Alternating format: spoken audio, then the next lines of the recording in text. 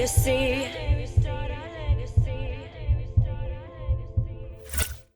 What's up, everybody? Welcome to episode 10 of The Climb. Very special guest on today. We have Paul, also known as InVerumGaming, big face for ESL Mobile Open. Say what's up to everyone. What's up? It's great to be here. I'm excited to talk a little bit about the world of mobile esports. Absolutely. So let's start with my first question I normally start off with is tell us about your career in esports and how you got to where you are now. Oh boy. Okay. So I went to my first ever esports event in 2008. That was MLG Toronto. That was my first sort of exposure to esports. I was a competitive Gears of War player way back in the day. I sort of continued to follow along in the scene, really getting into StarCraft in the mid 2000s and later Heroes of the Storm, or I should say early 2010s. In Heroes of the Storm, I was a high level competitive player and I eventually made the segue over into casting, which is where I sort of got my start on this side of things. I was in university. I only had 15 hours of class a week. Was kind of bored, if I'm being honest, and I was like, I want to challenge myself. So I decided to try out commentary. I have a theater background, and I like production and graphic design, so it made sense. And then eventually, Blizzard asked me to come in and cast their sort of flagship collegiate event called Heroes of the Dorm, which was a big deal. Mm-hmm. And then that eventually segued into me doing other games like Arena of Valor. I went on to do the Arena of Valor, what was the Valor series back in the day, but it Mm-hmm. functionally the Pro League. And from there, I ended up working full time at ESL, where I now cover basically everything that ESL needs me to do. Mobile Open being one of them, ESL Collegiate, and then other various casting things, and then obviously on the production side and product management side as well. Wow, so you've actually been kind of in the forefront of esports. Many people don't realize that the Heroes of the Dorm was a big, big deal. It was on ESPN. It got a lot of good reviews and a lot of flack. And then you moved on to AOV, which is probably one of my favorite games right now, and did the Valor Series Cup. So that's actually pretty amazing. So a lot of people probably know your face. And what kind of things have you learned along that journey from, sounds like you went from PC platforms, StarCraft, all that, into mobile. Like what has your experience been like? Do you enjoy both platforms? I know there's a lot of the PC master race discussion, mobile esports discussion. What are your thoughts on that? I would say still the majority of the gaming that I do personally on a day to day is still on PC. I've been grinding a ton of Valorant recently, but a Absolutely. lot of the games that I enjoy most are cross-platform. Obviously, I play all the games that we have in the mobile open, obviously Arena Valor and stuff, but games like Teamfight Tactics that I can play on PC, on mobile, Auto Chess on PC, on mobile, and of course with Wild Rift coming out, that's like my match made in heaven. I casted Mm-hmm. Arena Valor and I casted League of Legends, so woof, oh, I'm excited. Um, but no, I would say that what makes mobile so amazing is the fact that there's no barrier to entry. I mean, not everybody at home has a $3,000 gaming rig. People don't even necessarily have a $500 console. Everybody has the phone and they have in their pockets because we all like that's what makes mobile gaming so fantastic in my opinion. One of the many reasons is that the fact that anybody can join in, Mm-hmm. anybody can just pick up a phone, they can sit down, they can compete. There's nothing stopping them. A lot of these games aren't, um, necessarily inherently competitive in nature. There's a very easy sort of ground floor for everyone to get in on it. And if they want to take it to the next level, if they want to get more competitive, they can, and that's really fun. Yeah, I mean, you brought up the point that it's everyone basically has a phone, and that kind of brings me to my next topic here. With ESL, the Mobile Opens has some pretty big endemic sponsors. So you guys have AT&T and Sony for your live events. How were you guys able to attain those partnerships, and what has it been like to work with those guys' partnerships? I see the phone on the streams, and everything looks really good, and you guys really like it. So what has that been like for you guys? I think I first and foremost should shout out. We have a huge number of people who work on putting deals like this together. Obviously, there's us in our Burbank office, there's our New York team, and there's our global team. And we have 13 offices at ESL worldwide. There's a lot of work that goes into putting together a partnership, like let's say us and AT&T, for example, them as our presenting partner. Basically, what it comes down to is we have to find ways to, it's all about creating value. We have to create Mm-hmm. value for their brand and find those natural synergies where these things align. We have to figure out, okay, AT&T, what do you want to do in the space? Well, how can we help you get there? And for AT&T wanting to show that they really do support the grassroots of mobile esports. They really want to be, one of these endemic companies. When you think of mobile gaming, you think of AT&T in the US. That's something that they want to do. And we think, well, that makes perfect sense. We're a really naturally aligned synergy there. And then they allow us to put on these amazing tournaments. They allow us to go do things at the Barclay Center at Mm-hmm. ESL One New York, at DreamHacks, across the country. They allow us to continue to put on these amazing shows and spotlight these players. And then it all comes back around by highlighting these players. we highlight, AT&T and T and Sony as well. And Sony is really a cool addition, having, an OEM partner come in, and as our official mobile partner, having a device that we can get to our players. We actually sent players phones for our season 4 finals to play on for a game like Asphalt, for example, which is fantastic because we actually get the device in players' hands, we get feedback, and we get to show off this cool piece of tech to the country, or to the continent. That's the one, to North America. There we go. Yes. That's really, really amazing. And you mentioned that it takes a lot of time. You guys have a lot of offices and everyone putting together these events. So when developing the ESL Mobile Open, what kind of thought process, went into picking the titles specifically? I know you guys added titles for this new Mobile Open, and the locations for LAN. Obviously now it's changed. And Yeah. the timeline and the prize pools and what regions you guys wanna go into, because I know I love the stats you guys put up before each event, like millions of players signed up, and now it's this many have moved on, and now we're down to this Mhm. many teams. I love that aspect. So I'm assuming it takes, and I could be wrong, months of planning. So I joined ESL full time basically as we were launching season 1 for Mobile Open. And there had been months and months of planning that had gone into making that a reality. We're currently in the planning stages for future seasons of the Mobile Open. That is something we want to make a reality. We want to continue to grow on what we're doing here in North America, and, maybe look beyond that. I can't say anything too concretely, but that's the plan. Hmm. And I think one of the big things for us is just identifying what will create the best player experiences. Because ESL's whole mantra, and I talked about this in the show, but this is a whole ESL thing. It's where everybody can be somebody. Hmm. The zero to hero. We want somebody who can start off having no competitive experience, get a team together, grind, practice, compete, get better, iterate, strategize, find themselves on a big stage. Okay, well, what's next after this big stage? And want to continue. We have pyramids, in ESL that we following. If you follow our Counter Strike stuff at all, the idea that there's a very clear path to pro, Hmm. and we really want to sort of create those opportunities for mobile players because there aren't. I mean, there's game specific stuff, and each game has their own ecosystem, but there's not sort of anything that overarches it at all. And that's really where we want to fill in the space. I love the fact that you guys really step onto the moniker of anyone can become someone. And you've seen it in your past events, like a team that no one knew in season 1 now is like a perennial favorite in your tournaments and your events. Hmm.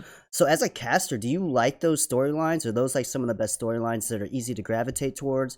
Because that underdog's always, I guess, has a big fan base, and then you have your top teams, like for instance in PUBG Mobile, your Omen Elites and teams of that nature, Cloud9. Like, what for you as a caster, I guess, is the better storyline, and what gets you more hype for the cast?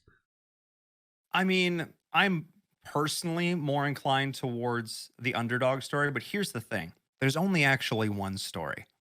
Because every team that is on the top of the leaderboard, is at the top of the ladder, is number 1 on the podium, started as an underdog. Hmm. Every single team, and every team starts as an underdog. They come in, they grow that fan base, they advance, they take down a giant, and they, supplant them. They sit themselves down on that throne, and then things will eventually change. And other teams will come up and a new underdog will dethrone them and they'll fall off.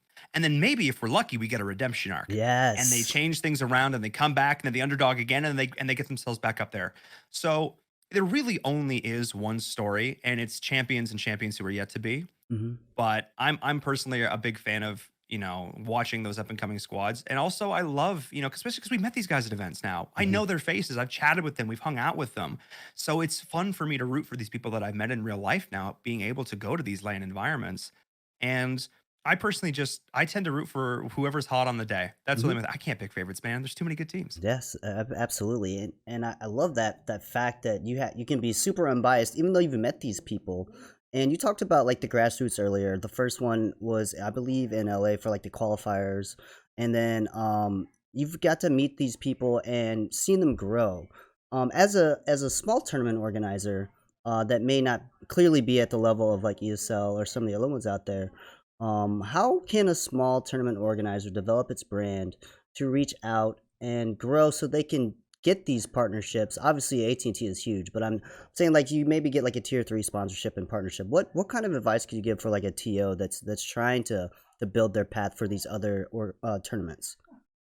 It's actually funny that you asked me this because I realized when I was reading these questions before we went through, I've had couple people reach out to me over the last couple months asking very similar questions. So I'm actually going to take a little bit of the Twitter message that I sent back to this, I won't name them, but to this specific person. Hmm. Um, just sort of uh, my suggestion. And my suggestion is start small. So fun fact or context, I casted over 100 tournaments in Heroes of the Storm before I ever made a penny. Hmm. I casted over 100 tournaments where I was doing most of the admin work. I was doing the full production. I was doing all of it myself, building the graphics, everything. I'm not saying you necessarily need to start there with just one person, but maybe a couple people who are willing to put in some time. Start small and create an environment that people want to come back to. Do something unique that people want to come back to. Have a Discord, get people in there, foster a sense of community. You don't need to have massive prize pools and stuff like that. And again, my suggestion as well is to make these free to start. You want to make it as inclusive to everybody as you can. And then from there, you want to break down your numbers. All right, how many viewers are we getting on our streams? Okay, how many people are participating every single week? Now, what is that worth to a brand? What is that worth to a partner? What is that worth to a smaller company who wants to look to come into the space? You know, someone in the realm of mobile gaming, they maybe make supplements or whatever, or energy drink or something. What is that worth to them? And then from there, again, I graduated with a degree in marketing, so this is where I tend to look at things. Is how much is my tournament worth? Okay, how much is it worth now? I have 50 players and we have 10 teams. Okay, what could it be if we have 100 teams? What if we have 500 players? Where does that go? Hmm. And then be able to show a trend of positive growth. Do a month's worth of tournaments, do weekly cups, see where that goes, and then from there say, okay, we know what our growth trends are looking like, and that's what we can eventually promise to a sponsor. And then from there, you have your sponsor entitlements. You break down what they get on a show, and that's probably the most straightforward way. Build a deck, Hmm. five-page PowerPoint. Make it simple. Who are you? What do you do? Why are you great? Send that to some sponsors, some potential brands, and see what comes back. Hmm. And I'm assuming you can apply that same type of strategy and advice for creating value for someone who wants to get into shoutcasting as well. Because you had mentioned you did hundreds and hundreds of shoutcasting and streams before you got paid. And obviously, I feel like most of the people, at least for myself, I don't do this to get paid. I do this to provide value and content for people. But for the people that do want to make it their career, what kind of advice could you give to them? This is always the question. This is always the question I get. And this is always the question I feel like a meanie when I answer because truthfully, it's very hard for me to advise people to try and make a career in casting. You literally have a better chance of being a pro player Hmm. than you do of casting professionally. Like taking a look at the Counter Strike Pro League, you have 16 to 12 teams or whatever, and the 5 players on each roster. You have like 6 guys who cast that. Hmm. You have hundreds of players. You have like 6 people. It's really hard. And so I would never say drop everything, go forward and just try and cast. Never. But if it's something that you want to start doing for fun, to your credit, to your point, to try and create value and try and do something entertaining, then the first order of business is find yourself a casting partner. I cannot tell you the amount of times I've worked with people who have clearly only ever casted alone, and you develop a lot of bad habits when Hmm. you cast alone because the best casters are the best listeners. Because your job always should be as a commentator to try and make your co-commentator look good, to try and raise them up, to try and make them sound like the smartest person in the room. Because if both of you are doing that, if both of you are trying to build each other up, then you both look good. Hmm. So finding somebody early on in your career to try and do this with a partner in crime that you can grow, that you can develop synergy with, I think is super important for anyone starting out in commentary. Absolutely. I 100% agree because then you can bounce just natural enthusiasm off of each other, just based Hmm. off of what happens sporadically in the moment. So I think that's great advice. And I like how the fact that you said how hard it really is It to is. become, because most people don't realize that, because you are an on-air talent, you are an on-air Hmm. personality, and you have to have intangibles too that other people don't have. So I love that you put that out there. So we're going to kind of shift the focus now. With the success of major titles such as Call of Duty Mobile, PUBG Mobile, do you feel like mobile esports in the West can or will finally catch up to the East at some point, especially with Wild Rift dropping hopefully sometime later this year? Obviously, the alpha beta will be dropping for the South American region, and us NA people are just eagerly waiting. Yes, yes. The broad strokes answer is yes. I do think that eventually mobile will catch up in the West. Do I ever think it will reach the same pinnacles and heights as the East? Maybe. I think it'll be close, and close is still going to be fantastic for the record. Um, I think one of the things that people need to remind themselves of why mobile gaming is so big in the East is because people just don't have computers. You have to go to a PC bong or something, a PC cafe, a LAN cafe, in order to play on a computer in a lot of these countries. People just don't have computers at home. People don't have consoles are a very American thing, by the Hmm. way. North America particularly, Europe a little bit, but like consoles like aren't big everywhere else in the world.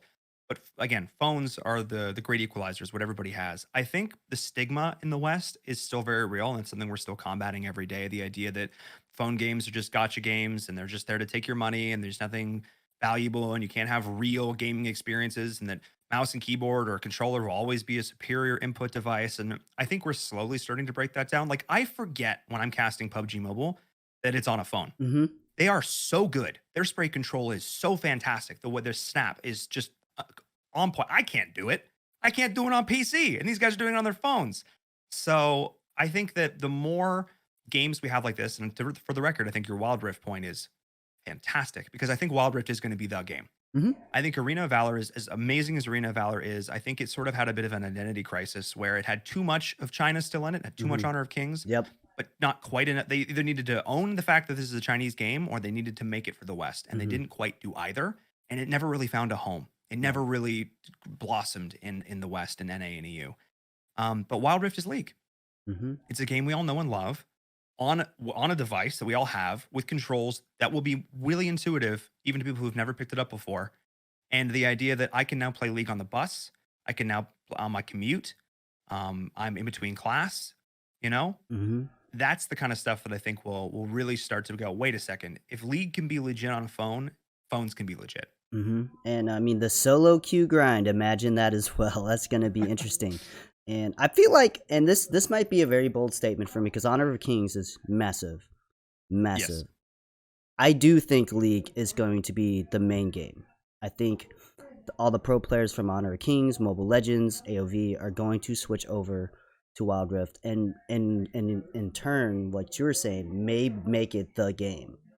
So, and it's going to be up to the community too. And I think a lot of people discredit how important a grassroots community is and what they put out there on the social media, how the game feels, their thoughts about it. I think it's also very important to the developers as well. So I'm very, very excited. I can tell you're very excited for it as well. And hopefully we'll get to see you cast some of those events. And that kind of brings me to my next topic here. What is your favorite aspect of being a shoutcaster, or do you enjoy more of the behind the scenes development and production side? Oh man, I love both. I love both. The stuff that I think I enjoy the most is creating post produced content. So what that Mm. means is that's content that's not live. Mhm. It's usually a camera crew, and it's interview content. It's behind the scenes. It's story building. It's I world love that. building. And that's the kind of stuff that I actually really enjoy is sitting down and writing scripts and talking to people and storyboarding this stuff out and editing and sitting in an edit bay and watching this thing that you've conceptualized in your head sort of become reality. Showcasting is amazing and it's so much fun and it's so visceral and in the moment and real. And some of these organic moments that I've had with my co-casters and many of whom are my best friends over the years are some of my favorite moments ever. I still have fond memories of, casting Arena Valor in Brazil or casting at E3 or at the Barclays Center, ESL One New York. Like that's an experience I never would have had any other way. But there is something to be said for being able to, as me as a producer, to be able to just take an idea from a thought in my head to a scribble on a piece of paper to a meeting to, oh, wait, now it's real. Oh, now we're filming it. Oh, now it's edited. And there it is out in the world. That's really cool. And that's, I think, probably my favorite part of the whole esports production cycle. Wow. So do you actually take part in the behind the scenes like docu style stuff for the ESL Mobile Open then? Yeah. So a lot of the interview content that you've seen over the last couple years well, it's either me interviewing them, Hmm. or I've been like our media days and stuff like that. I've usually had direct control in doing, because again, so a lot of people might not know this, but my day job primarily, I'm a product manager. I guess it technically be my title. My title's a little amorphous because I do a few things, but I cast maybe 10, 20% of my total time. It's still a very important part of what I do, obviously, but I can be a better caster because I understand a better host because I understand the business. Hmm. I'm working with our partners like AT&T and T and Sony. I know what they're looking to get out of a broadcast from their sponsor segments. I understand that, and so I'm able to do a better job. And I think more casters would take note to try and learn more of the business side of things Hmm. because the more value you can add to a broadcast, I'm not saying go in there and chill. No, it's not that. It's understanding the products, it's understanding the community, it's understanding the space, it's understanding how to make your words resonate with people. And Uh, that's, I think, not something that a lot of casters do enough. They're just there to shout about a video game. mhm. But it's so much more than that. You're there to tell a story. Absolutely. I love that you use the word resonate because I think some people do kind of undermine the fact of how important the host and the shoutcasters are. You guys literally are there to tell the Mhm. story. So I think that's very important for people that are listening and watching this that, you know, want to get into it as well. Whether you're on the player side or the other side, they got to remember that without the shoutcasters, there are no storylines. So that kind of leads me into my next topic. I always like to end it with a fun thing. Yeah. Now, would you rather be a professional player in any game, this can go back to any era, any time, or a major content creator or streamer, and why? And it doesn't matter what platform. Oh boy. I think at one point I definitely would have said pro player. Like fun fact, the week before Valorant came out, I hit rank 1 in Gears of War globally Ooh. on one of the ladders. Like I still play games at a high competitive level. I am butts at Valorant, but that's a whole other conversation. No, at one point I would have absolutely said I aspired to be a player, but man, that grind is tough. Man, they put in a lot of work. So I guess I would say a content creator streamer, but at the same time, I don't like streaming. Streaming is hard. Seriously. Like props to the streamers out there, man. It is tough. So like try and pay attention to a video game that you're actively trying to be good at while Mhm. also entertaining a chat. That's not easy. So I think probably just like content creator, I'll make my post-produced content. I'll do and fun fact by the way, I started a really cool YouTube series that got COVID canceled. So you will see that as this year goes on. This is my little tidbit. There's a trailer made and everything. Ooh. I'm holding off posting it because it's really cool. And let's just say that it actually kind of will emphasize some points that I made here. If you actually want to get behind the scenes on what it's really like to put on an esports broadcast, I maybe did that. I may be interviewing industry professionals. I may Ooh. be telling you how to really get a job in the industry. Maybe that's what that content series is. You maybe heard that here first. Just saying. So And you maybe might have someone subscribing. yeah, yeah. um, Hope so. that's awesome.